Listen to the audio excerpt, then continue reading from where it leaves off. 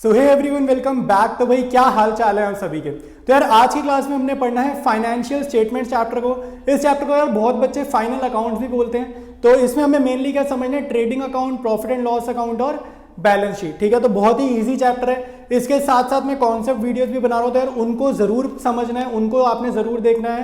Playlist में आपको मिल जाएंगे कॉन्सेप्ट नेम से, ठीक है, उसके थंबनेल वगैरह पे कॉन्सेप्ट लिखा होगा, तो वो वीडियोस आपने जरूर देखने हैं। तो एक इन्फॉर्मेशन हमारी ये हो गई। दूसरी इंपॉर्टेंट इन्फॉर्मेशन मुझे आपके साथ ये शेयर करनी है कि मैंने यार अभी व्हाट्सएप चैनल स्टार्ट करा है। तो जो भी बच्चे मेरे साथ ज़्यादा कनेक्टेड रहना चाहते हैं, ठीक है, जो भी चैनल रिलेटेड अपडेट होगी वो सारी की सारी मैं व्हाट्सएप चैनल पर डालूंगा। ठीक है, और मान लो मुझे कोई सजेशन लेनी है, आप लोगों से कोई सजेशन लेनी है, तो वो भी मैं व्हाट्सएप चैनल पर ही लूंगा। तो जल्दी जल्दी जाकर यार व्हाट्सएप चैनल आप लोग ज्वाइन कर लो, और लिंक मैं उसका शेयर करने वाला हूँ पिंड कमेंट में भी और साथ साथ डिस्क्रिप्शन में भी। तो बिना टाइम वेस्ट करते हुए स्टार्ट करते हैं हम लोग आज की क्लास को। ऑलराइट, तो सबसे पहले यार हम लोग पढ़ेंगे कॉन्सेप्ट, पढ़ेंगे प्रॉफिट एंड लॉस अकाउंट का। ठीक है, प्रॉफिट एंड लॉस अकाउंट के क्वेश्चंस हमने करने हैं। अब ट्रेडिंग अकाउंट हम लोग कर चुके हैं। तो ट्रेडिंग अकाउंट में आपको बस ये चीज़ याद रखनी है कि वहाँ पर क्या क्या जाता है। ठीक है, प्रॉफिट एंड लॉस अकाउंट बहुत ईजी है अगर आपको ट्रेडिंग अकाउंट प्रिपेयर करना आता है तो। अगर ये नहीं आता फिर मुश्किल लग सकता है। ट्रेडिंग अकाउंट आता है तो आपको बस ये याद रखना है, जो चीज़ें ट्रेडिंग अकाउंट में जाती हैं वो चीज़ें P&L में नहीं जाती, और जो चीज़ें ट्रेडिंग अकाउंट में नहीं जाती वो P&L में जाती हैं। बस ये चीज़ आपको याद रखनी है। ठीक है, तो अब आपको एक चीज़ समझानी है। इसमें ना आपको दो चीज़ें बताई जा रही हैं। एक टर्म यूज़ कर रहे हैं वो ऑपरेटिंग प्रॉफिट, ठीक है, और एक टर्म जो पूछी जा रही है हमसे वो पूछी जा रही है नेट प्रॉफिट। तो हमें इन दोनों का डिफरेंस पता होना चाहिए और इन दोनों के मीनिंग पता होनी चाहिए कि ऑपरेटिंग प्रॉफिट क्या है और नेट प्रॉफिट क्या है। तो अभी देखो, ग्रॉस प्रॉफिट का मतलब क्या होता है, उसके लिए ग्रॉस प्रॉफिट का मतलब भी पता होना चाहिए। तो ट्रेडिंग अकाउंट हमने बहुत बार ही निकाला है, तो मैंने यहाँ फॉर्मेट प्रिपेयर करा है trading and P&L account. P&L मतलब प्रॉफिट एंड लॉस अकाउंट। ठीक है, ट्रेडिंग एंड P&L अकाउंट मतलब प्रॉफिट एंड लॉस अकाउंट। तो इसमें क्या है कि हमें प्रॉफिट या लॉस की इंफॉर्मेशन मिलेगी इस अकाउंट में। ठीक है, प्रॉफिट एंड लॉस मतलब प्रॉफिट होगा तो प्रॉफिट की इंफॉर्मेशन आएगी, लॉस होगा तो लॉस की इंफॉर्मेशन आएगी। तो डेबिट साइड पर हम लिखते हैं खाली खर्चे। याद रखना, डेबिट साइड पर हम लिखते हैं खर्चे। इधर सारे खर्चे लिखेंगे, टू डेप्रीसिएशन, टू जो भी खर्चा होगा, to rent, to salary, to wages, सारे डेबिट साइड पर लिखेंगे। ठीक है, क्रेडिट साइड पर लिखेंगे इनकम। ठीक है, फायदे की चीजें हम सारी कहाँ लिखेंगे, क्रेडिट साइड पर लिखेंगे। तो सबसे पहले आपका ट्रेडिंग अकाउंट का आंसर आएगा ग्रॉस प्रॉफिट। ट्रेडिंग अकाउंट का आंसर आएगा ग्रॉस प्रॉफिट। ग्रॉस प्रॉफिट होता है मोटा मोटा हमने कितना कमाया। मैं बिल्कुल आपको लेमन टर्म्स में बता रहा हूँ, ठीक है, बुकिश लैंग्वेज में कुछ भी नहीं बता रहा, बिल्कुल आराम से समझा रहा हूँ, जो हमारे को दिमाग में बैठता है, जैसे हम रोजमर्रा की जिंदगी में बातें करते हैं वैसी लैंग्वेज में बता रहा हूँ।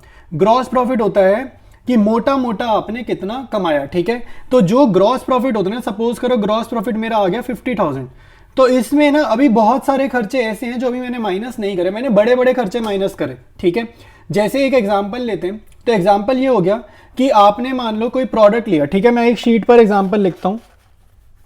ठीक है, तो यहां पर देखो, जैसे हमने कोई प्रोडक्ट खरीदा, उसका कॉस्ट प्राइस था, कॉस्ट प्राइस कितना था, सपोज करो 100 रुपीज, 100 रुपये में आपने कुछ खरीदा और उसको आपने बेचा, सेलिंग प्राइस उसका कितना था, सपोज करो 150 रुपीज। ठीक है, तो मोटा मोटा प्रॉफिट कितना दिख रहा है यहाँ पे, 100 की चीज 150 में बेची, तो मोटा मोटा प्रॉफिट मुझे दिख रहा है 50 रुपए।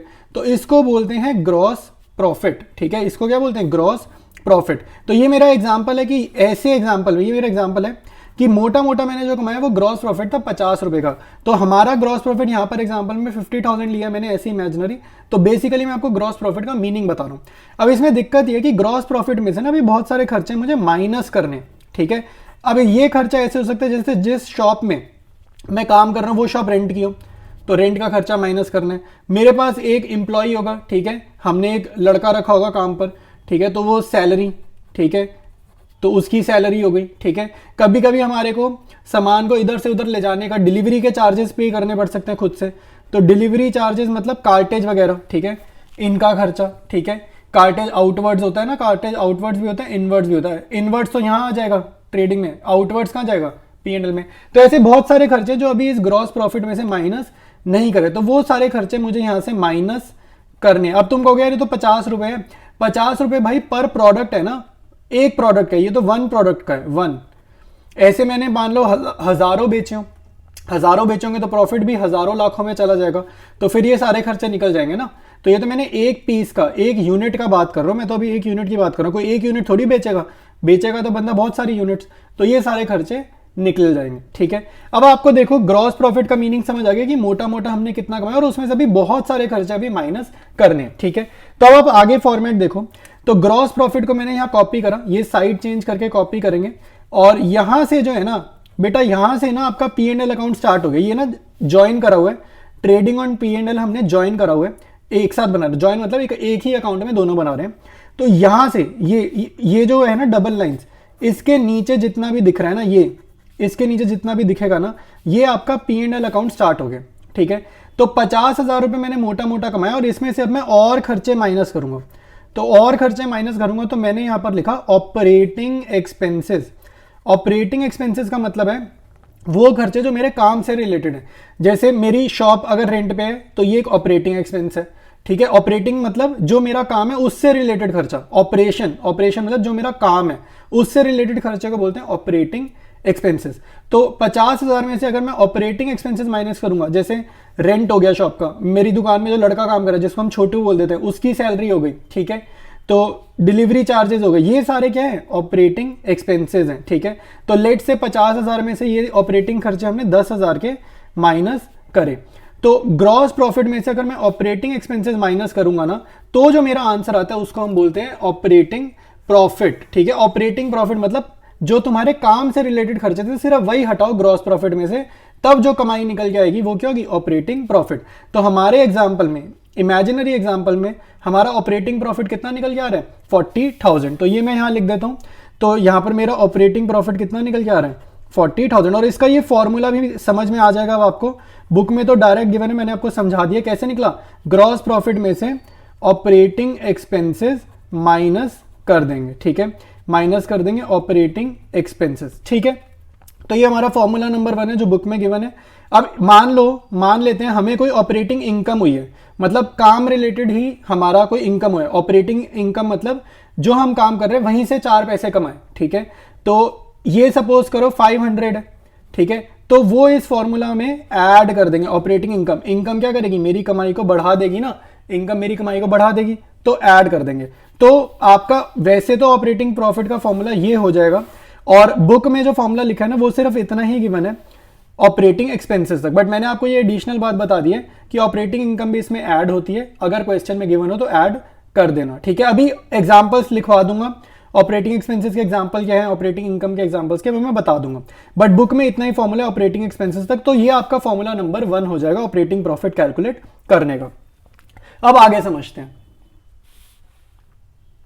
अब आप देखो ग्रॉस प्रॉफिट में से अगर मैं सारे खर्चे माइनस करूं, operating expenses, non operating expenses, और सारी इनकम्स ऐड करूं, operating income, non operating income, तो मेरा आंसर आएगा नेट प्रॉफिट। नेट प्रॉफिट होता है बिल्कुल छन कर मतलब फिल्टर करने के बाद सारा कुछ, हर तरह का खर्चा माइनस कर दिया, हर तरह की इनकम जोड़ दी, अल्टीमेटली फर्म ने जो आपको कमा कर दिया है, जो दुकान ने कमा कर दिया है, उसको बोलते हैं नेट प्रॉफिट।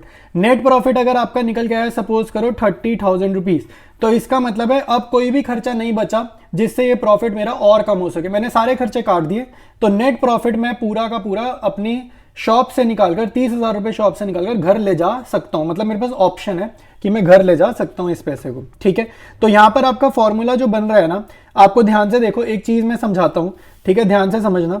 तो जो ग्रॉस प्रॉफिट है ना, इसमें से मैं माइनस क्या क्या कर सकता हूं, ठीक है, इसमें से मैंने माइनस किया ऑपरेटिंग एक्सपेंसेस। ठीक है, ग्रॉस प्रॉफिट में से मैंने माइनस किया ऑपरेटिंग एक्सपेंसेस, और मैंने माइनस करा, ठीक है, ये कमाई है ना तो खर्चे माइनस करूंगा, तो माइनस करा मैंने नॉन ऑपरेटिंग एक्सपेंसेस। ठीक है, मैंने माइनस किया नॉन ऑपरेटिंग एक्सपेंसेस। इसमें मैं ऐड क्या क्या कर रहा हूं, ग्रॉस प्रॉफिट में मैंने ये माइनस करा, अब यहां जगह खत्म हो रही है तो मैं इधर लिख देता हूं, मैं ऐड क्या क्या करूंगा, इनकम, तो मैं इसमें ऐड कर रहा हूं ऑपरेटिंग इनकम। ठीक है, और इसमें मैं ऐड कर रहा हूं नॉन ऑपरेटिंग इनकम। ठीक है, तो ये सारी चीजें देखो, ग्रॉस प्रॉफिट में मैंने इनकम्स को तो प्लस करा है और खर्चों को मैंने माइनस करा है, तो जाके मेरा जो आंसर आएगा वो क्या आएगा, नेट प्रॉफिट आएगा। ठीक है, तो ये आपका फॉर्मूला बन गया है। ठीक है, ये आपका फॉर्मूला बन गया, और इसमें से जरा ऑपरेटिंग प्रॉफिट अगर निकालें तो ध्यान से समझो ऑपरेटिंग प्रॉफिट हम कैसे निकालेंगे। ठीक है, बहुत ध्यान से समझना यार, बेसिक मैथ्स है, बेसिक मैथ्स है। मैं इसको ना रीअरेंज कर रहा हूं, देखो मैंने सबसे पहले लिखा ग्रॉस प्रॉफिट। ठीक है, मैंने सबसे पहले लिखा ग्रॉस प्रॉफिट। ठीक है, इसमें मैंने ऐड करा, ठीक है, ऑपरेटिंग इनकम को, इसमें मैंने ऐड करा ऑपरेटिंग इनकम को, और इसमें से मैंने सब्ट्रैक्ट करा ऑपरेटिंग एक्सपेंसेस का। मतलब मैंने ये देखो ये चीज़ यहाँ लिखी, ऑपरेटिंग वाली एक चीज़ यहाँ लिखी, ऑपरेटिंग वाली फिर दूसरी चीज़ यहाँ लिख रहा हूँ। मैं क्या कर रहा हूँ, ऑपरेटिंग वाली चीज़ें इकट्ठी लिखी, ठीक है, ऊपर वाली इक्वेशन में से ये 3 चीज़ें इकट्ठी लिखी। अब रिमेनिंग क्या क्या बच गया, रिमेनिंग मेरे पास बच गया ये नॉन ऑपरेटिंग इनकम, इसको मैं अलग लिख लेता हूँ। तो नॉन ऑपरेटिंग इनकम, ध्यान से देखो यार बहुत आसान है, सिर्फ फॉर्मूले का डिजाइन समझा रहा हूं, वरना रट लेना, वैसे तो बहुत आराम से समझ आ जाएगा। मैंने कुछ नहीं किया, ग्रॉस प्रॉफिट के साथ ऑपरेटिंग वाली चीजें एक साथ लिख दी, जोड़कर लिख दी। नॉन ऑपरेटिंग इनकम और नॉन ऑपरेटिंग का ये खर्चा मैं अलग से लिख देता हूं, ठीक है। तो ये मैंने अलग से लिख दिया, ठीक है। तो नॉन ऑपरेटिंग वाला खर्चा मैंने यहाँ लिखा और आंसर क्या आएगा, नेट प्रॉफिट, ठीक है। तो ये मेरे पास एक डेरिवेशन सी बनती जा रही है। तो इन तीनों को अगर मैं बोलूं तो इन तीनों को मैंने आपको पिछली शीट पे क्या बताया था, ये देखो ऑपरेटिंग प्रॉफिट किसके इक्वल होता है, gross profit minus operating expenses plus operating income. ये तीनों बोलूं या ऑपरेटिंग प्रॉफिट बोलूं, बात एक ही है। तो मैंने ये जो इकट्ठा करा है वो इसीलिए करा है क्योंकि नेक्स्ट स्टेप में मैं इन तीनों की जगह क्या लिख दूंगा, ऑपरेटिंग प्रॉफिट लिख दूंगा, ठीक है। तो नेक्स्ट स्टेप में मैं इन तीनों की जगह क्या लिख रहा हूं, ऑपरेटिंग प्रॉफिट, ठीक है। तो मेरे पास ऑपरेटिंग प्रॉफिट आ गया, उसमें मैं अगर ऐड कर दूंगा नॉन ऑपरेटिंग इनकम, ठीक है, non operating income minus non operating expenses, तो मेरे पास क्या आ जाएगा, नेट प्रॉफिट आ जाएगा, ठीक है। और इसी फॉर्मूले में जो अब हमारे पास बुक का फॉर्मूला गिवन है वो यहां पर लिख रहा हूं।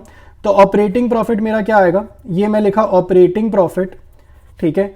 और आपको बेसिक मैथ्स आनी चाहिए यार, बेसिक मैथ्स क्या होती है, इक्वल टू है तो ये इक्वल टू के उधर भेजो, तो जो यहाँ प्लस हो रहा है साइड चेंज करके क्या होगा, माइनस। तो पहले नेट प्रॉफिट लिखा, आरएचएस का नेट प्रॉफिट पहले कॉपी किया, ये प्लस का उधर जाके माइनस होगा, तो माइनस नॉन ऑपरेटिंग इनकम, ठीक है।